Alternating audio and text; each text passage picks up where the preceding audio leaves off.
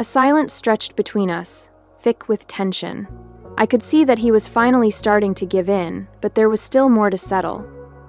The days passed in a blur, and my husband brought the paperwork to me as he had promised. "I won't pay any consolation money for the divorce," he said flatly. "Fine. That's perfectly fine with me," I replied, my voice steady, though inside I was seething. "Of course I won't pay, either." "Got it. Then hurry up and file for divorce."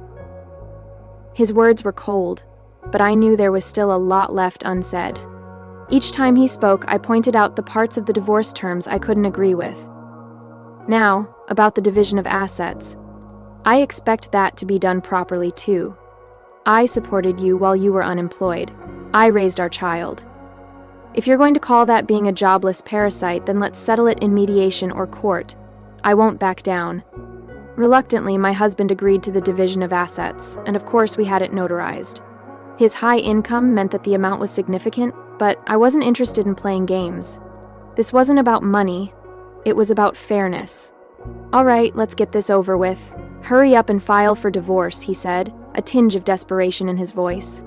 I could hear the impatience in his words, but I wasn't going to rush. "Fine, until next fall, right? There might still be something left to do, so please wait."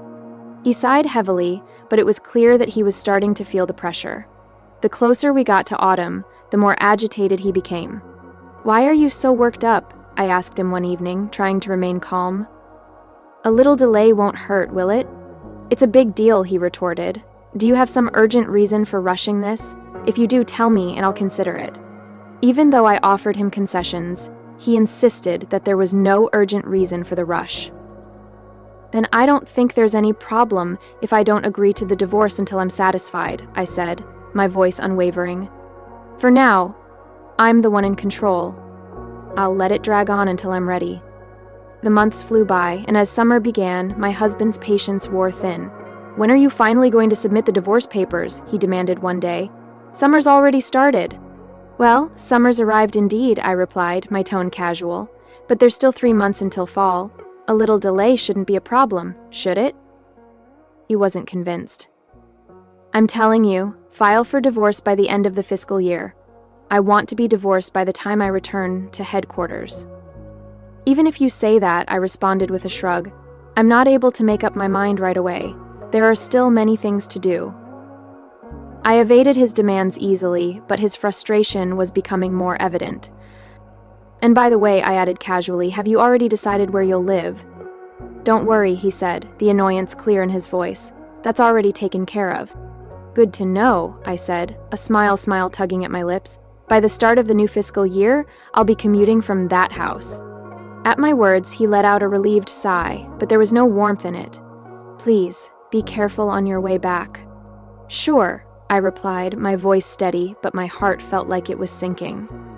"But remember, both you and Rufus will be leaving that house when I return. I won't be coming back to you, so keep that in mind." I didn't need him to remind me. I had no intention of ever accepting him as my family again. And in the last week of August, he came home. Despite all the agreements that had been made, the divorce papers still hadn't been submitted.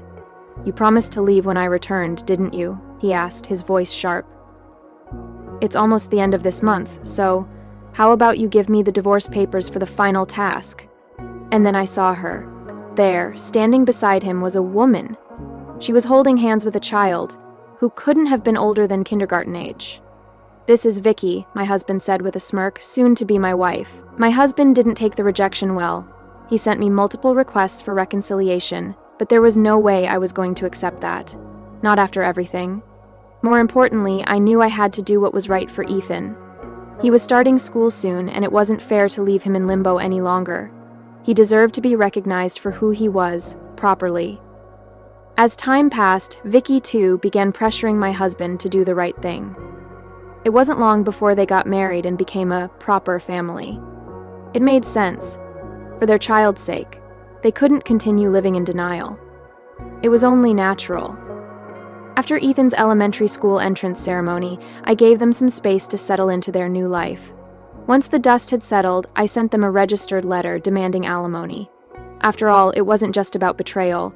It was about the years of lies, infidelity, and the double life he had led.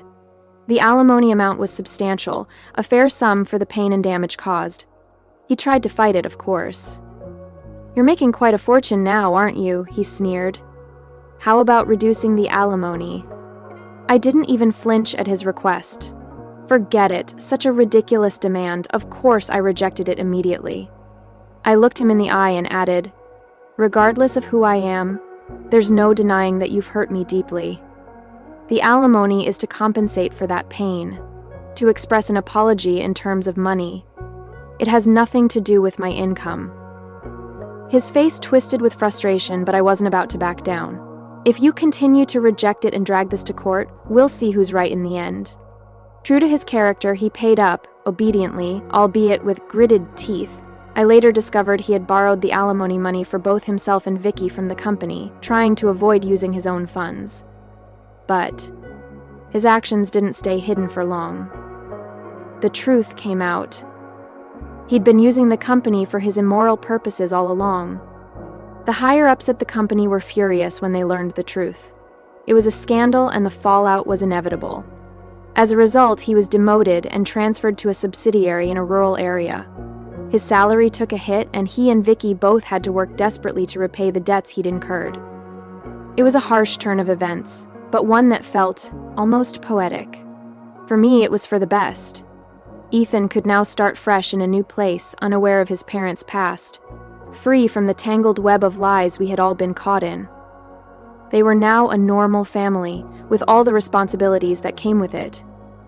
No innocent child should have to suffer because of the mistakes of their parents. As for me, after the divorce, my works were adapted into an anime, as planned. The series became a sensation. Merchandise was released, and in an era where ebooks were taking over, printed books became a hit too. They sold with bonuses attached, making it even more successful. My editors kept pressing me for the next big thing. My life was busier than ever, and with it came a sense of satisfaction and success. Despite everything, I had no room in my life to dwell on past emotional wounds. I was too focused on the future. My animated works were even broadcast overseas, receiving significant feedback and recognition. And then there was Rufus. Despite all the trials he had faced, he grew up to be straight and honest. He told me he would search for what he truly wanted to do, to discover what he was good at during his 4 years at university. "It's my life, anyway. I won't rely on you, Mom," he said with a cheeky grin. I couldn't help but laugh, though a part of me wished he would rely on me a little more. As a parent, I would always be there for him, and yet I respected his independence. For now, I thought to myself, maybe I should write a new story, perhaps a cheeky college student as the protagonist. It felt like the perfect fit, and I had a strong feeling that my next work would be a hit too. Watching Rufus grow into such a dependable young man made me proud, and it made me wonder what the future would hold. Looking back on everything, I've learned that life isn't about how others see you, but how you see yourself. For years, I let myself be underestimated, trapped in a role I didn't choose, but deep inside, I knew I was more. No one has the right to define your worth except you. If you have dreams, pursue them. Never let anyone make you feel small. I've also learned that standing up for yourself is crucial. Silence may seem easier, but it only prolongs the pain. Speak your truth, even when it's hard. Only then can you reclaim your life and freedom. Lastly, forgive, not for others, but for your own peace. Holding on to anger only keeps you stuck. When I let go of bitterness, I found the strength to move forward. So, my message to you is simple. Your life is yours to shape. No one can take that away unless you let them. Be bold, be unapologetic, and make your story your own. Wait, my husband stammered, his voice shaking. How could you do such a thing? You were just a housewife. I thought you didn't know anything. His words echoed in the room, but I wasn't finished. Rufus, who had been silent until now, spoke up. Dad, you didn't know about this? Rufus handed a book to my husband, who looked at it in confusion. What's this book? The Splendid Deductions of Mrs. Rose, Rufus said with a grin. It's a popular novel right now. It's about to be adapted into an anime, actually. I've been reading it too, I love it. He paused, letting the weight of his words settle in. My mom wrote it. She studied law, got pretty knowledgeable about it in the process. All that research? That's how she figured out what was really going on. The two of them stood there, stunned into silence. My husband was speechless, his face pale with shock. Vicky, too, was at a loss for words. I smiled inwardly, watching them realize that I wasn't the naive, ignorant housewife they had once believed me to be. I had been playing a different game, and I was winning. Writing had always been my secret passion, something I kept hidden from my husband. He never knew about it, and I continued to post my novels on a writing website, under the radar. It was my escape, my way of expressing myself without his interference. One of the first series I wrote was set in the flower arrangement class, where I worked part-time. The protagonist, a housewife assistant known as Mrs. Rose, solved mysteries one after another, unraveling complex cases with precision. It was simple but captivating, and to my surprise, it became a huge hit. I had never expected it to gain such traction. I thought about telling him, especially as talks about an anime adaptation began to circulate, but then you brought up the divorce. I felt a pang of regret, but I kept my feelings in check. It was such a pity that things had to unfold this way. By the way, I added, looking at him with an almost detached calmness, the royalties from that book, those are marital assets, right?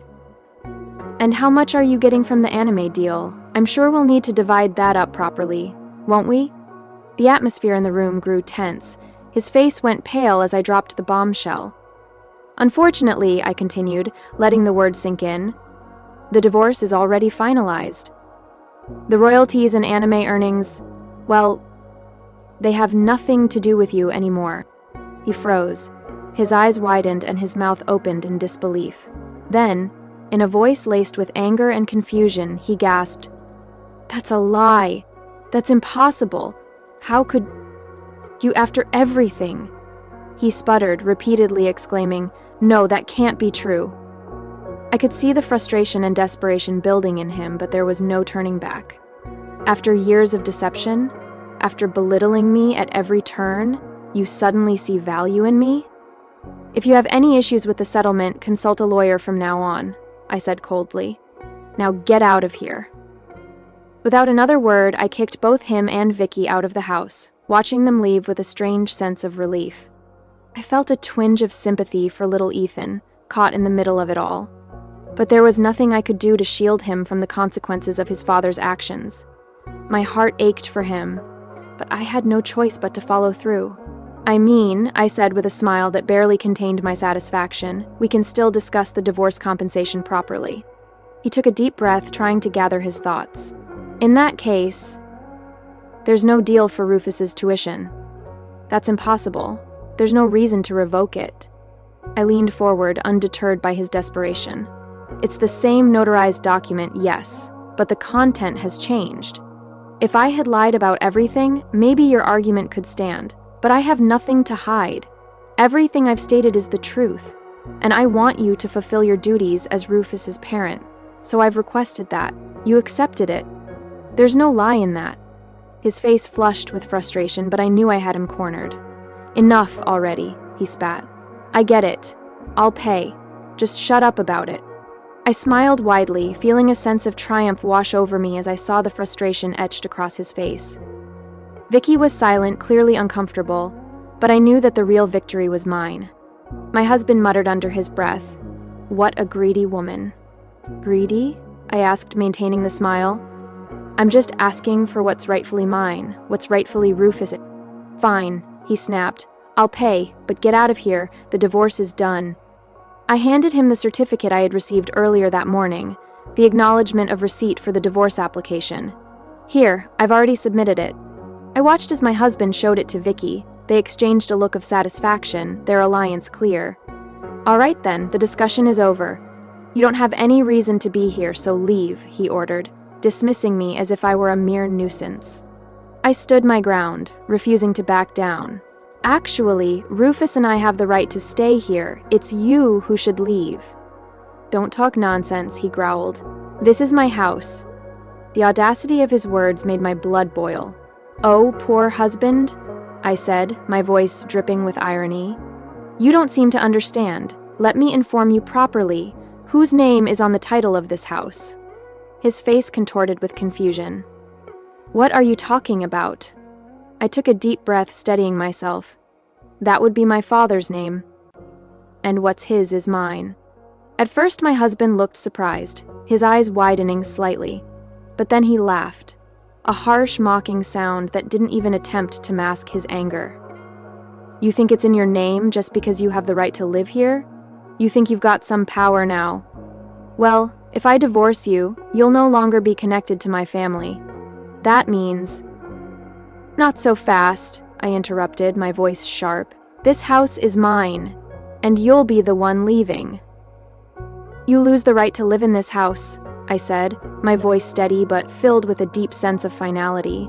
I sighed, then handed him another document, watching closely as his eyes widened in confusion. "What do you mean?"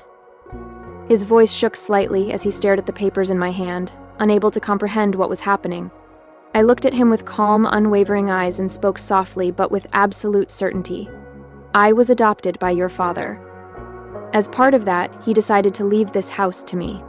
I could see the disbelief spreading across his face as he scanned the document I had given him. It was a family register, and it clearly stated that I had been adopted. He sputtered. "That's absurd. This can't be true." I nodded, my expression unchanged. "It's true. Your father did it because he always cared for me, as if I were his own daughter." He looked at me in stunned silence, unable to process what I had just revealed. I continued, feeling the weight of the moment pressing down on us both. "After you mentioned the divorce, I consulted with your father. Both of my real parents are gone. They passed away shortly after we were married. But your parents treated me like their own child because of that. And because of their love, I treated them better than their own son did. Your father always trusted me and appreciated me. That's why he made the decision." The shock in his face was evident, but I wasn't finished yet. I needed him to understand the full picture. "When I consulted with your father, he suggested that I look deeper into things, so I hired a private investigator. And that's when I found out the truth about you." His face paled as I revealed the painful reality. "You had a hidden child with another woman, Vicky to be precise. You'd been living a double life. You wanted to work away from home just to be with her and your child." There was a long silence, the weight of my words hanging in the air. I could see the shift in his demeanor, but I wasn't done yet. "Vicky was working as a hostess at a nightclub when she met you. She was only 20 at the time, but she quickly grew close to you. And then she got pregnant." I paused, letting him absorb the words before continuing. "You didn't know how to handle it, so you decided to lead a double life, to live with Vicky and their child while pretending everything was fine with us." I watched as his face twisted with guilt, but I wasn't done with my revelations yet. "I visited your so-called work away from home several times, but I couldn't find a trace of a woman at all. You had 2 houses at your assignment destination. One was the sweet home for you and Vicky, and the other was just a disguise to deceive us. It was all a game to you, wasn't it?" He shifted uncomfortably, unable to meet my gaze. I pressed on. "After you went on an unaccompanied assignment, I visited you with Rufus. More times than I can count. But the house was always pristine. So clean, so neat. It looked perfect, but of course, it was nothing more than an empty facade. Because you weren't actually living there, and you made sure I wouldn't find out the truth." The anger in my voice grew as I recalled the details of his deceit. "You even installed cameras in that house, didn't you? You set it up so you'd be notified if anyone entered the room, just to keep up the lies." When my father-in-law found out, he was furious. He'd never been so enraged before, and he told me, "I won't leave him anything. It will all go to Rufus." I could see my husband's face flicker with concern at the mention of his father's words, but I pressed forward, my tone unwavering. "Then he offered to adopt me. He made the decision after consulting with you. He wanted to make sure I was provided for in case something happened." I watched him struggle to digest everything I had said, but I wasn't finished yet. "Do you understand what disinheritance means now? Your father is in the process of disinheriting you. It means you lose your rights as his legal heir. If the family court approves it, you will no longer be considered his heir, The inheritance will go to Rufus through intestate succession. The color drained from his face as I explained. In simple terms, it means that when your father passes away, Rufus will inherit everything because you will be excluded. Your father took this drastic step because of your cruel treatment of me and our son. His mouth opened, but no words came out.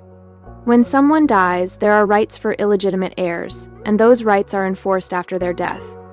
This is the last resort, the only way to prevent someone from inheriting when they've been unjust, when they've treated their family terribly.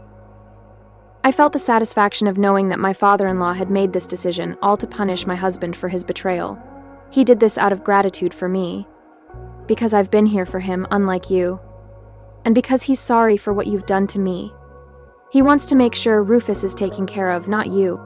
I paused, watching my husband's expression twist as the realization began to set in. When you lose your qualification as an heir, Rufus, as your grandson will be recognized as an intestate heir. But of course, if you dispute this, it will be dragged through the courts. Vicky was young, flashy, and somewhat awkward. "Nice to meet you," she said, though she seemed unsure of herself. "Is that your son?" I asked, my voice steady though a cold rage simmered beneath. Vicky blushed, trying to hide the child behind her. "Excuse me, what's your name?" "Hey, cut it out," my husband snapped, defending her. I stared at them, feeling the finality of everything crashing down. "I've said it before," I said, my voice trembling with emotion. "You're already a stranger to me. You and your son have no right to be in this house anymore." And with that, my husband's smile turned into something much darker, almost a sneer. "Sign the divorce papers and get out," he said. His gaze fell upon me and Rufus, filled with an unmistakable triumph. There was a flicker of superiority in his eyes, as if he had already won. "So that's what this is all about," he said, almost smugly. "What's the problem? We've already settled everything. All that's left is to submit the divorce papers. It's decided, no compensation, right?" I'm relieved to hear that. I've heard you've already received various things, so there's no need for any guilt on your part anymore." The last sentence seemed to be directed at my husband, his words dripping with satisfaction. "That's right," I replied, my voice steady, but my heart heavy with the weight of the situation. I really wanted to have everything finalized today, to have the marriage registration sorted, but I'm sorry. There's just this one point left. At least we'll make it in time for Ethan's enrollment. It all suddenly clicked. My husband had been rushing the divorce not because he was eager to be free, but because of Vicky's child. He wanted to ensure that Ethan could enroll in the new school year without delay. As a parent, I understood the desire to provide for your child, to be responsible, but there was something about this situation that felt so much deeper, more complicated. I addressed both my husband and Vicky with calm but firm words. "As for the divorce compensation, I'll take it. But it must be clearly stated in the notarized document that there won't be any divorce compensation for me." Yes, my husband muttered dismissively. "The divorce will be clean, there won't be any compensation." But I wasn't done yet. I stood my ground, holding out the notarized document that I had prepared. "However, I have one condition. There will be no divorce compensation for me. But I do expect compensation for the relationship between you and that woman, and of course from her as well." My husband's face contorted with rage. "Don't joke around with me, I won't pay a single cent for that." The child, Ethan, flinched at the raised voices, clutching onto Vicky as if seeking comfort. But I was unwavering. "I'm not joking. You can claim compensation for adultery within 3 years of knowing about it. It's clearly stated just like that." My husband's face drained of color. He stammered, "Adultery? What are you talking about?" "The divorce compensation and adultery compensation are two different matters," I explained, my voice cool but filled with certainty. "And now, since it's clear that your reasons for divorce, those long periods of separation due to work, were nothing but lies, I believe you'll have to pay for divorce compensation as well." "What did you say?" My husband gasped, his eyes wide with disbelief. "The real reason for the divorce is because of them, right? You want to divorce me and marry that woman, and you want to acknowledge the child. Is that it?" "Yes," I said, with a cold clarity that seemed to pierce through his defenses. If that's the real reason, then of course, I'll be claiming compensation. It's clearly defined in the law. Divorce by fraud or coercion allows the marriage to be annulled. A person who entered into a marriage through fraud or coercion can petition the family court for an annulment of that marriage. I handed him the documents, watching as his trembling hand grasped them. The divorce hasn't been finalized yet, but I believe the contents of this notarized document can still be revised. He stared at me, confusion and panic flickering in his eyes. "What do you mean?" His voice was barely a whisper. He doesn't even glance in my direction, just smooths out the wrinkles in his clothes, hanging them up as if there's no emotional weight to the situation. This was always him, I think to myself. Even when we were living together, everything was always in perfect order. He was never spontaneous, never gave an inch. I look around at the apartment, so sterile, so empty. He sits at the kitchen table, cracking open a cold beer. "What did you make for dinner?" he asks, his voice laced with sarcasm. "I already ate," I reply, swallowing the lump in my throat. I can't even remember the last time we sat down to a home-cooked meal together. The bitterness in his voice cuts deeper than I expected. He takes another sip of beer and I feel the weight of his words. "You get it, right?" he says. "I want a divorce. I'm tired of living like this, for years." I feel my heart sink. "Well, you should have told me," he continues, his voice getting more distant. "You should have told me you wanted me to come with Rufus. But you didn't. You started working, even part-time. There's a rhythm to life. I can't just ask you to throw it all away." It's like he's speaking in riddles now. I can't make sense of his words, of the life we've built. After living like this for so long, he just decides one day that we don't need a family anymore. He's already convinced himself that the cause of our divorce is the distance between us, the years of separate lives due to his temporary assignment. "Well then, can you at least wait until Rufus graduates from high school?" I ask, hoping for some sense of decency, some shred of consideration. "It's just 2 more years, or better yet, a year and a half."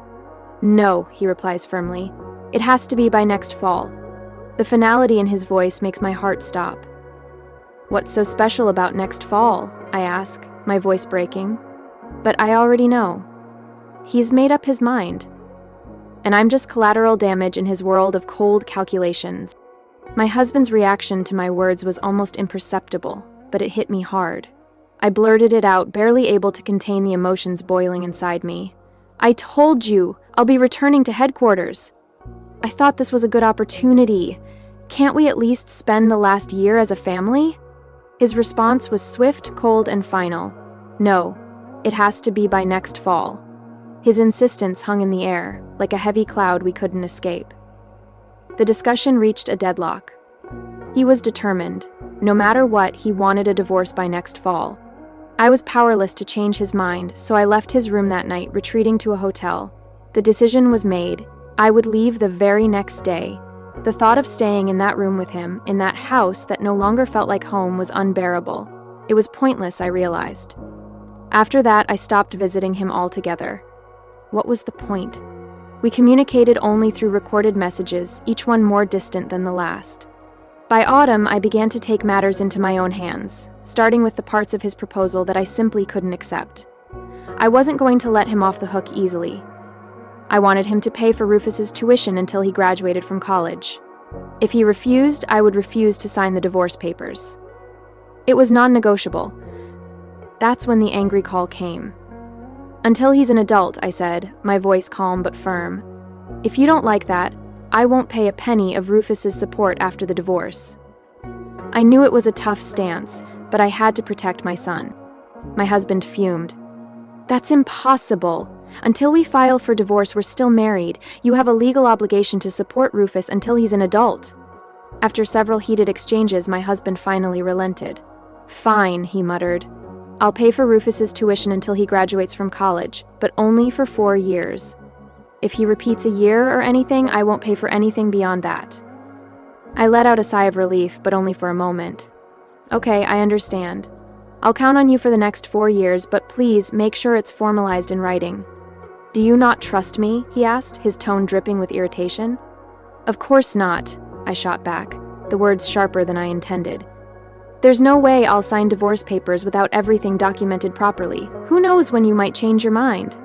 His frustration was palpable, but he knew I was right. If you won't listen, we'll go to divorce mediation. If we can't settle it there, then it's off to court. Since returning to his work assignment, my husband has sent me several messages. They were all cold, impersonal, and straight to the point. I want a divorce by next fall. I'll make sure to pay Rufus's child support until he's an adult. Legally, adulthood starts at 18, but since he'll still be in high school, I'll take care of him until he graduates.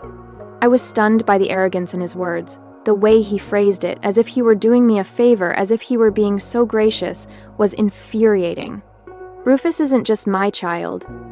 He's our child. How could he speak so casually about his minimum obligations? How could he act as though his decision was final, unquestionable? And then, the final blow.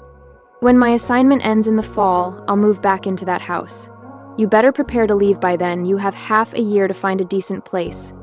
I'll even cover your moving expenses. Out of kindness. Out of kindness? If he was forcing us out of the house, the least he could do was pay for the move. But the way he phrased it, like he was doing me some grand favor, was unbearable. I gripped my phone, my hands trembling. I couldn't fathom how the man I once loved had become this heartless stranger. The question of why I must leave this house hangs in the air, unanswered. My husband's reasoning for the divorce is simple, almost cold. He claims it's a natural breakdown of our marriage. With that, he says, there's no need for alimony. However, he adds, he'll offer some financial assistance, out of appreciation for my years as a homemaker and mother, but he refuses to call it alimony. He doesn't owe me that, he insists. I feel the sting of his words. It's not like I'd been sitting idly by. Whenever my husband couldn't return home, I would visit him at his temporary assignment with Rufus, trying to maintain the semblance of a normal family life. But now, suddenly, I'm supposed to accept the idea of a natural breakdown? It doesn't sit right with me, not in the least. If I can't support myself with my current job, he's willing to help me find another one. But there's a catch. I'll have to leave this town, he says. I'm sure you wouldn't want to run into me, he adds coldly. The notion of being uprooted from everything, my home, my life, on his whim feels suffocating. My part-time job as a floral assistant isn't enough to sustain me, but I refuse to accept the idea of leaving my town, my life, and everything I've known. And then he throws another bombshell. He wants to transfer custody of Rufus to me. He'll probably feel more comfortable with you, he says, as if it's no big deal. After all, Rufus is almost an adult now and doesn't need his parents the way he once did. The audacity. I can't believe my husband is so ready to walk away from his son, so easily discarding the boy he once claimed to love.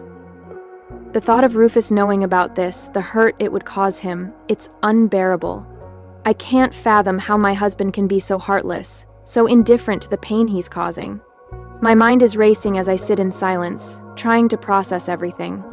How could he say such things? How could he be so selfish? I try to think of a reason, any reason, to agree with any of this. But there's nothing. I have to talk to him. I need to confront him about all of this. So, I visit his temporary assignment, knowing he's working late. I have a spare key to his apartment, so I let myself in. It's as neat and orderly as ever, almost unnervingly so. He's always been meticulous about his surroundings. Everything in its place, not a single wrinkle out of line. It's like walking into a show home, devoid of any trace of life. I sit, waiting as the evening drags on. Finally, he arrives, but there's no warmth in his greeting. So, you came, he says, his voice gruff. If you were coming, you should have let me know.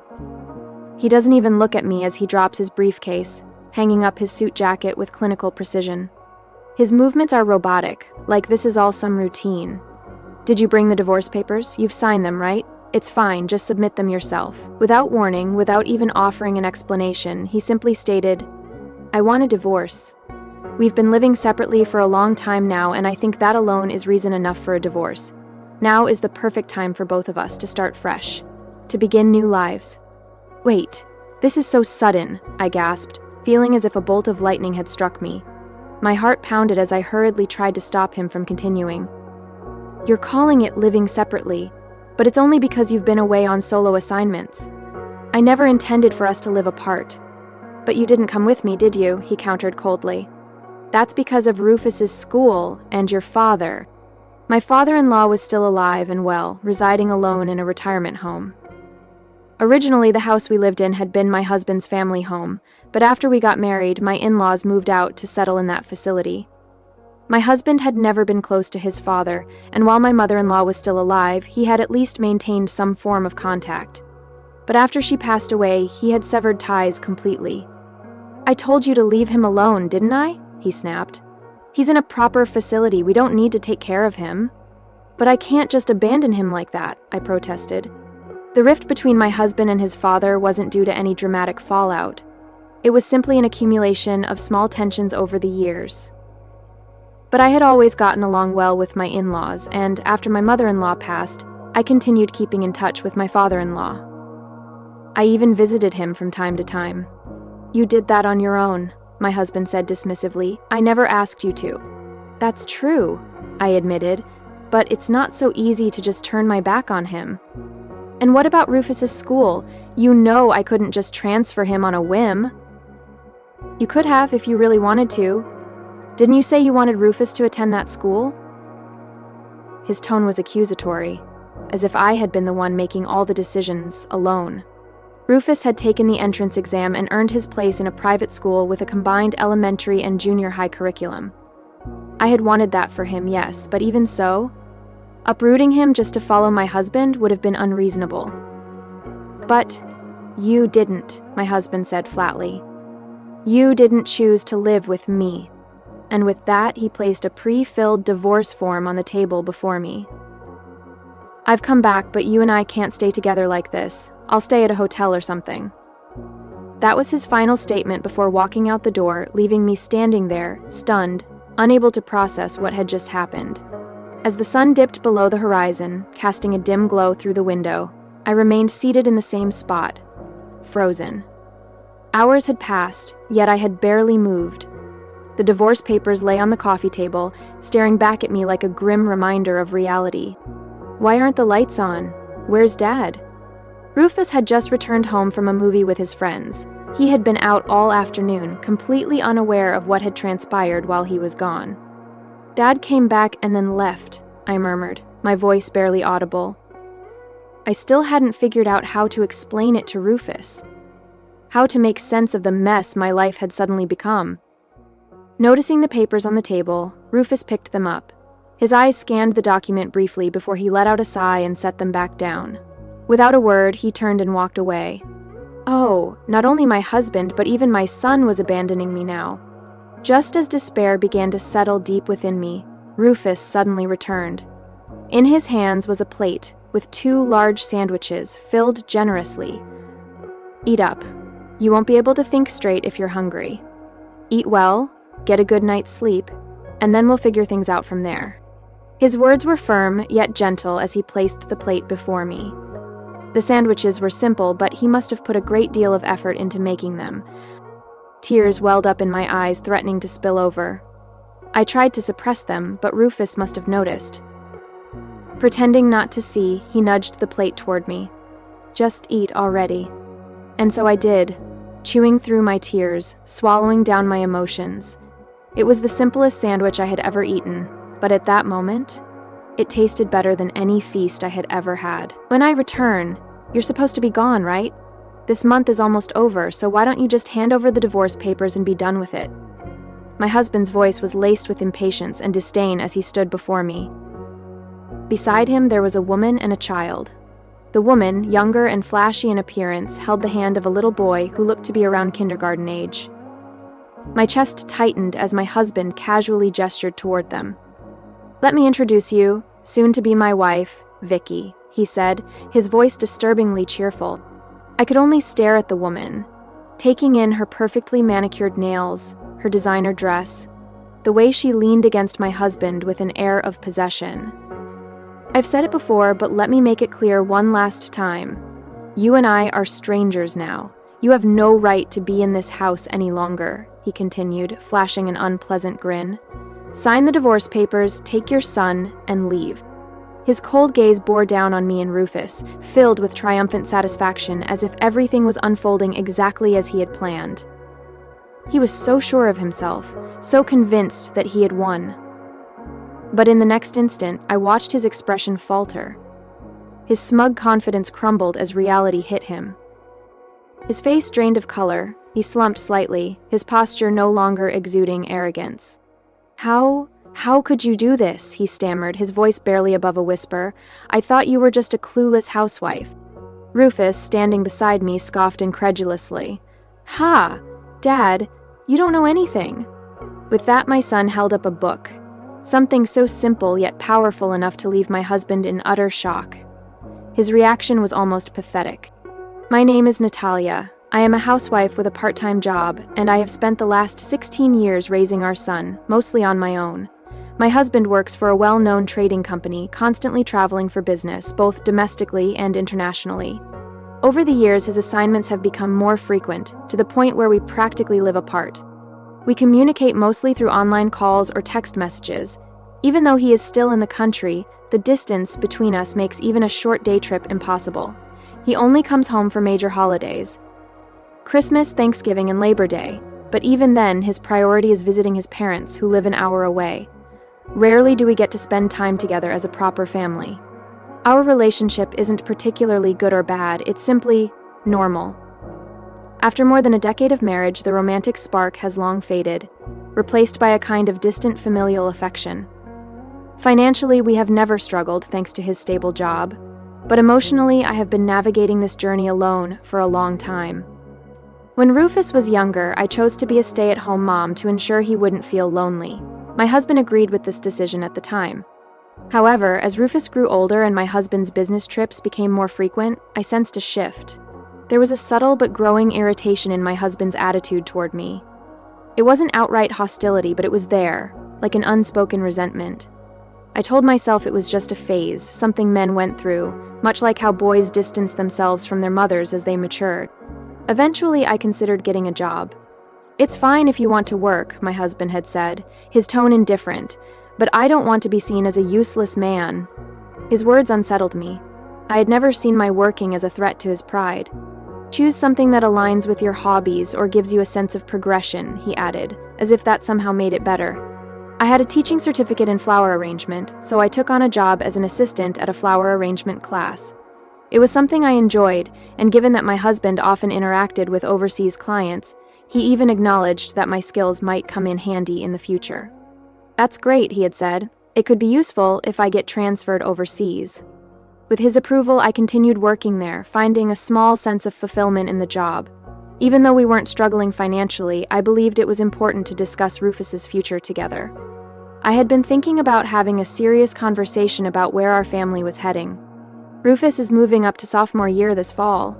It's about time he started considering his future, I had mentioned to my husband one evening.